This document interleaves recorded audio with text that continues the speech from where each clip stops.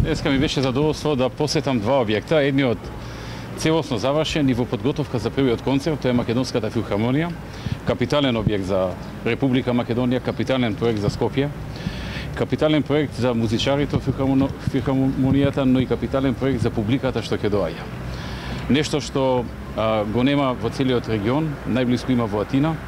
Таков објект, специализиран за филхармонија, значи не концертна сала, туку сала за филхармонија, тука има голема разлика. И навистина можам да кажам дека бев импресиониран од она што го видов, но и од она што го чув од самите музичари, од светски познатиот диригент кој што е дојден и веќе ги врши своите проби за утрешниот концерт, како и од нашиот исто така светски познат Симон Трпчевски.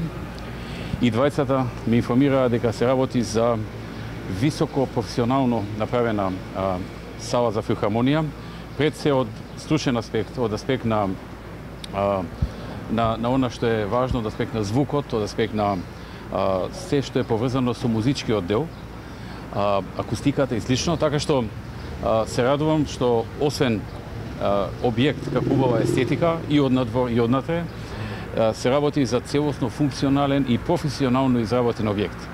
Инвестицијата е 36 милиони евра, односно 37 милиони евра, приближно на градбата на Македонскиот народен театар, кој што беше 36 милиони евра.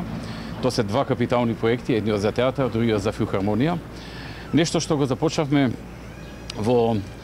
како идеја во 2007-та, а веќе од 2009-та започна градбата, во меѓувреме се правеа проекти, се вршеа подготовки. Уште во самиот старт се сеќавам дека архитектот кој што го изработи објектот доби многу престижна меѓународна награда на светско ниво. И тоа е добро и навистина се работи за грандиозен објект, за многу убав објект, за прекрасен објект кој што ќе биде гордост и на Скопје и на сите македонци и на сите граѓани на Македонија. Компанијата што го градеше завршила одлична работа, објектот е готов. И видов навистина насмевка и среќа во очите на музичарите кои што досега беа кираџи, постанари или како сакате кажете ги во други објекти, несоодветни за една таква институција, не градени за да биде таму филхармонија, туку нешто како обични концертни сали. И тие навистина се доста среќни и задоволни. Се надевам дека и утре вечер првата публика, првите 1000 луѓе, има 999 столчиња, така што првите 1000 луѓе што ќе влезат ќе бидат исто така среќни и задоволни и ќе биде еден од проектите со кои што ќе се гордеат сите наши граѓани.